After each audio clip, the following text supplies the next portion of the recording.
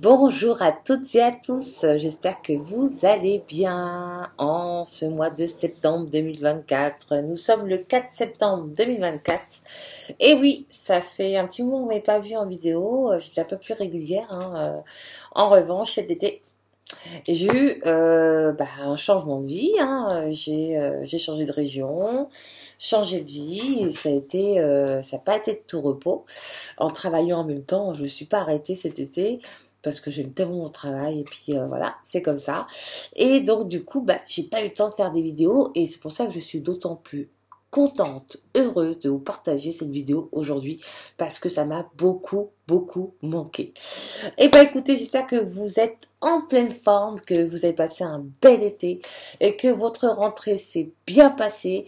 Et puis justement, on va parler de tout ça. On va parler du mois de septembre, on va parler aussi globalement, rapidement de la fin d'année, puisque je compte vous faire des vidéos régulières, puisque maintenant ça y est, je suis installée, et du coup j'aurai le temps et le plaisir de vous transmettre les messages qui sont importants pour notre avancement à tous. Donc, comme je vous l'ai dit, on va commencer par le mois de septembre. Alors, donc, nous aujourd'hui on est le 4 septembre. Hier, on était le 3. Pourquoi je vous dis ça?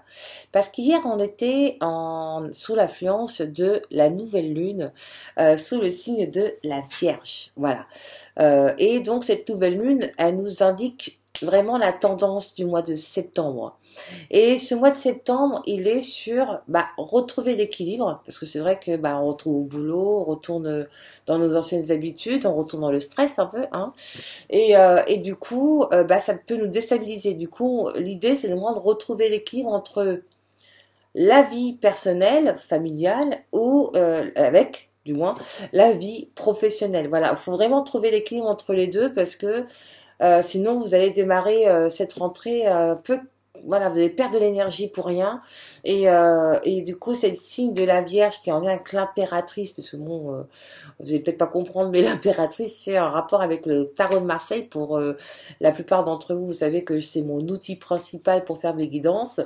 Et effectivement, l'impératrice, c'est quoi? C'est la naissance, c'est c'est la maturité de ce qu'on veut mettre en place. C'est en lien aussi avec cette énergie féminine, la créativité. Donc, il y a aussi un lien aussi par rapport à des peurs, où il y a des personnes aussi qui sont tellement dans le stress parce qu'ils ont peur que tout s'écroule d'un seul coup.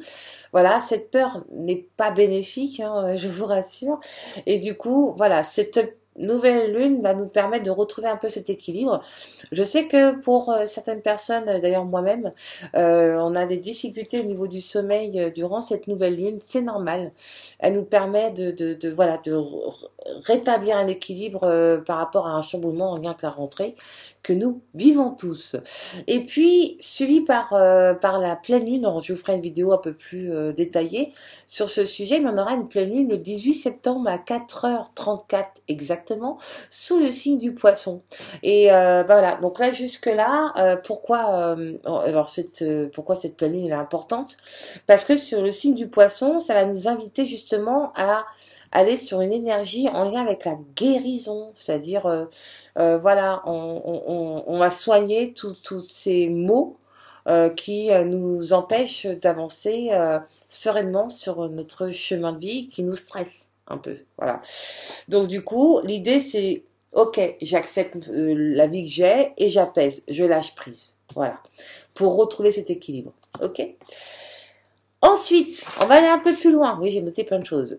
On va aller un peu plus loin. J'ai fait aussi, alors rapidement, juste, on va dire les titres pour le mois d'octobre.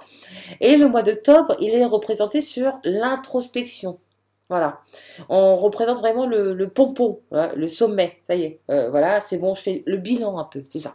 C'est un peu le bilan, moi, le mois d'octobre.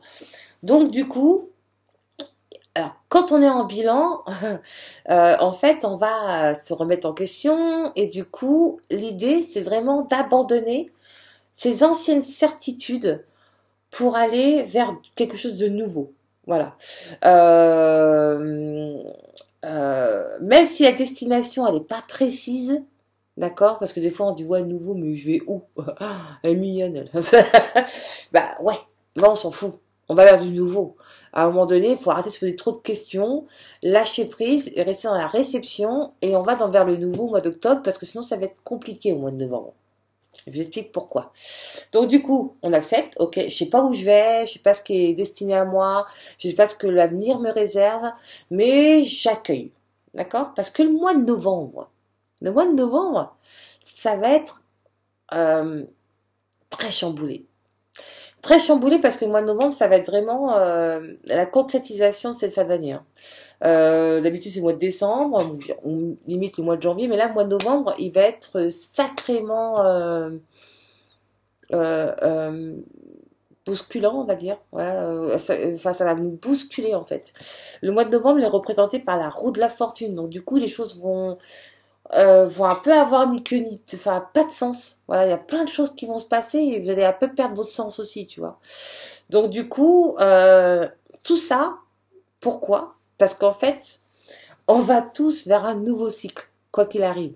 Donc s'il n'y a pas de chamboulement, si on fait pas le ménage, bah, on peut pas aller sur un nouveau cycle. Voilà. Donc voilà ce qui va passer au mois de novembre. Vous allez un petit peu... On va être bousculé. Le mois de décembre, alors le mois de décembre, c'est ok, j'ai compris, j'ai guéri, j'ai fait le bilan, j'ai enlevé tout ce qui ne me convient pas. Maintenant, je suis prêt à être dans la création, à réfléchir à mes futures actions pour cette nouvelle année. Voilà, le travail il est fait en fait, tu vois. Donc l'idée c'est de se dire ok, je me prépare. Alors qu'est-ce que je désire? Quelles sont les actions à mettre en place? Quelles idées je peux avoir? Et tout ça, si vous avez bien travaillé au mois de septembre, au mois d'octobre et au mois de novembre, vous pourrez avoir justement cette capacité d'avoir des belles idées, de mettre des actions, d'organiser des actions, puisque moi, pour moi, les actions seront à mettre réellement en place à partir de janvier. Voilà, bah écoutez, j'espère que tout ça, ça vous parle. J'espère que ça vous éclaire et que ça vous éclairera. Mais en tout cas, ne vous inquiétez pas, je vous éclairerai au fur et à mesure des mois pour voilà, par rapport à cette base, on va la garder cette base et on va décortiquer par rapport aux lunes, par rapport aux mois, pour que vous puissiez ne pas perdre pied. Voilà, c'est l'idée. Eh ben écoutez, j'espère qu'en tout cas cette guidance vous parle. En tout cas, j'espère que ça va vous parler surtout. Et je vous souhaite à toutes et à tous un excellent mois de septembre déjà pour commencer et une excellente fin de journée. Et surtout, prenez soin de vous. Ciao.